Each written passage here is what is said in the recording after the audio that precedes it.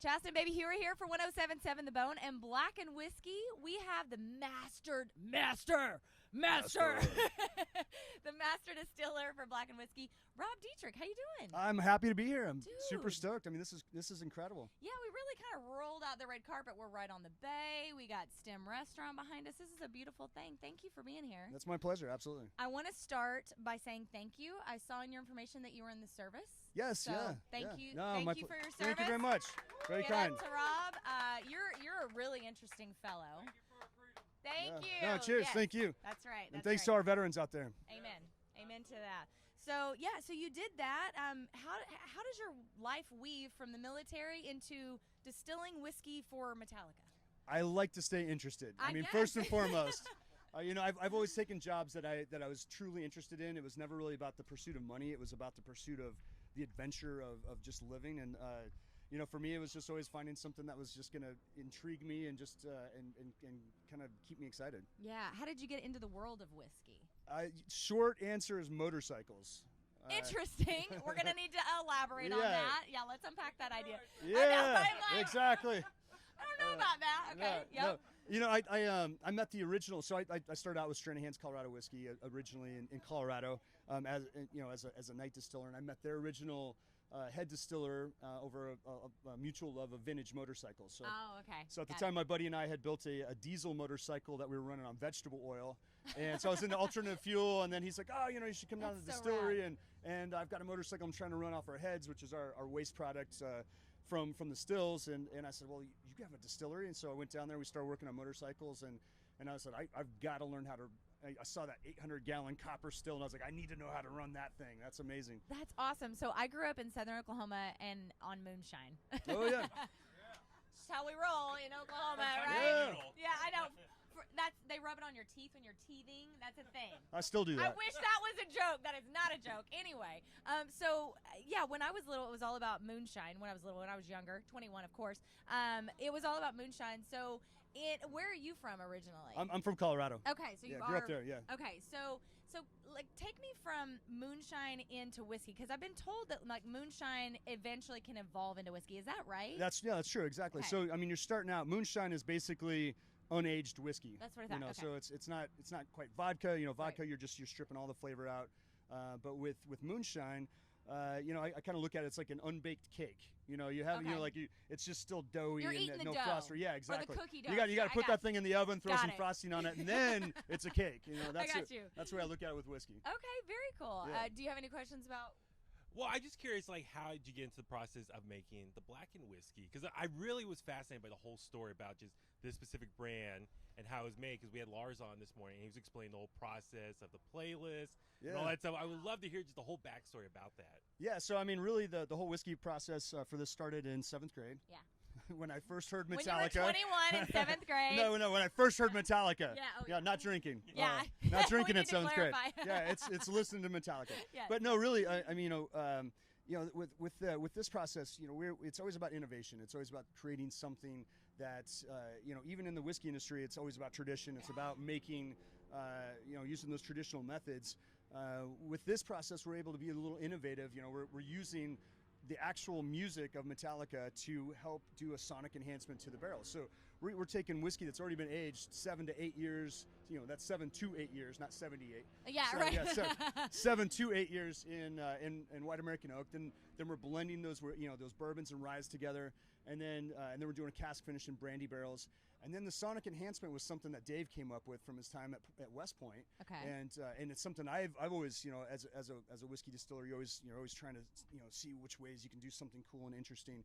And he at West Point they'd been playing this organ there, and it had this note that was it just vibrate the building. The guy could only play it for so long, otherwise it'd start compromising the foundation of the building.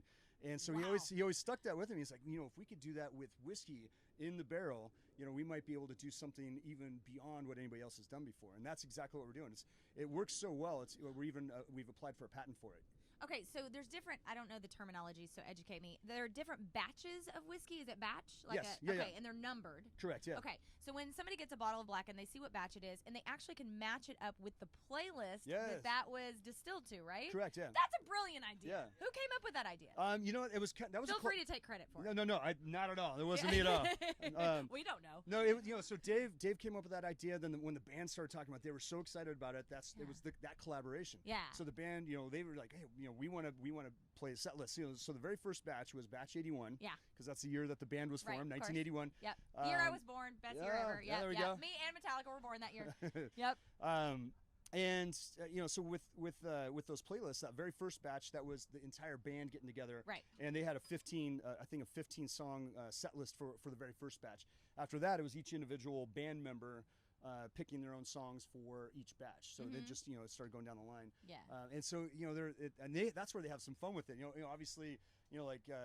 Everybody's gonna pick their own eclectic kind of setup, but like Robert, he's like, it's all bass heavy. It's all, it's all. Yes. Okay, so I'm just curious, like, how does it actually work? Like, you get the whiskey in a barrel, and you put like just headphones around it, and just start playing from. Gigantic headphones. Yeah, or is it like some special speakers you just put up against the? No, James Hetfield sitting on top of the barrel. Yeah. Oh my God, that's really personal. Right. I wish it was that way, but it is. We are using science. It is something. Okay. So yeah, exactly. It gets more expensive when we're using those guys, but it's the device we've been working with the sound company that this is what they specialize in is sound equipment for the band, and so they created a proprietary device that we've been using. So it's touching the barrel. It's strapped to the barrel. So we are, so it's incredible. I mean, there's some beautiful science behind it. Oh wait, that's so fascinating because I'm just thinking like at that point, like, do you go from like maybe something from Kill 'Em All to like something from Load, like to change it up, like go from like the real raw Even thrash out. stuff to like some more the groove 90s stuff from Metallica. Like I feel like it like balancing it out like back and forth with different just the beats and the intensity. Yeah, I mean it's always going to be just a little bit different.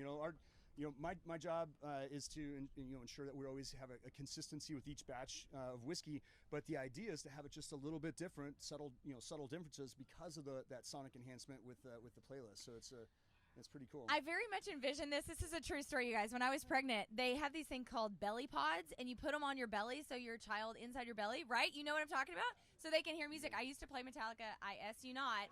That's why my kid loves rock to this day on my belly. So same story with whiskey, basically. Yeah, exactly. I mean, I look at a barrel as like a living, breathing thing. It's whiskey's is. moving in and out of the wood. Incubating Absolutely. this whiskey, Yeah, much like a human. That's where magic happens. Right? Exactly. This is where the magic happens. Also in the barrel.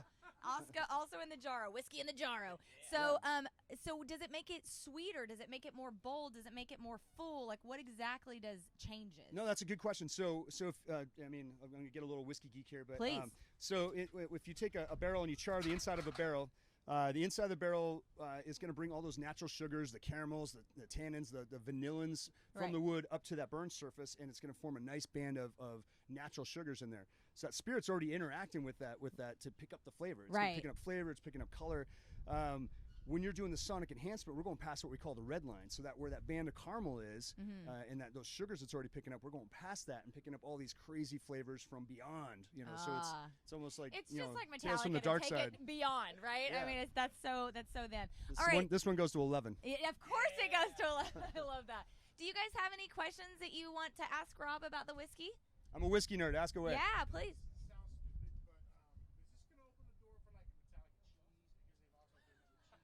I love that. I'm just going to repeat that for the video. Is this going to open the door for Metallica cheese? Yeah. I love this idea. I've actually heard about them playing different music for cheeses. Yeah. Yeah. I mean, they've playing music to wine or to whiskey is not a new thing. People have been doing that just already. What we're doing is definitely unique because of the equipment that we're using and how we're using it. As far as a cheese in the future, I'm a whiskey maker, so I don't know about the cheese aspect, but it's a great idea. Yeah. My question would be, I know it's fascinating with this concept, which is amazing. It really is. I mean, this with the music and the aging of the whiskey. So what kind of whiskey do you typically like? And is it bourbon? Is it rye? Is it high proof, low proof? The one that's in front of me. Yeah. Whatever whiskey's in front of me, that's the one I'm into. We don't discriminate when it comes to. I'm like, oh, hello, beautiful. Yeah, right. But yes, of course, I do like there's as you evolve and you've got you find the whiskeys that you're. I kind of base it off of airport whiskeys. What can you get in an airport? Like what's available, and they're like, okay, you find your favorites in the airport, and then if you have a choice, you can walk into a liquor store and you're like, it's the Disneyland of whiskey. I'm a kid in candy shop. Well, obviously it's gonna be Blackened whiskey, yeah. But first one's whatever in front of me. Yeah. Everything Blackened, yeah. I love that. Yeah. Anybody else with a question for Rob? Anybody? I do have one more question. How Sure. did you get hooked up with Metallica specifically for Blackened whiskey? Well, with the unfortunate passing of Dave, we're all in this. We're kind of a close knit community of distillers. We all know each other. I never did have the opportunity to actually work with Dave on a project before, but we had a mutual respect for what we did. I was making single malt. He's whiskey, and I always looked at what his career was doing, and was always really impressed with that. I was fortunate to start my career under Jess Graber, who's also a legendary whiskey distiller. But just kind of where we're evolving, where I came from, it's it's kind of the sky's the limit. Yeah, that's super cool. Well, we're very excited about Blackened whiskey. We are excited. We're going to taste it tonight. That's awesome. So make sure you visit the website, blackenedwhiskey.com. Pick up your bottle wherever you can find it. I'm sure there's a list on the website probably where you can find it. Yep, and also check out those playlists. Once you get your bottle, look at the number on the bottle, match it up with that playlist, invite a ton of your friends over to have the whiskey, and then listen to the music and talk about the songs. Yeah, exactly. You can actually download if you have Spotify on your phone, you can click on the playlist, it'll bring it right up, and you'll be able to play it right to whatever batch you've got. You'll be able to play the sound list that was used for sonic enhancing that whiskey. Very cool. Yeah. Rob Dietrich from Blackened American Whiskey. Cheers. Thank you so much for doing this. Everybody ready to taste the whiskey? Let's drink whiskey.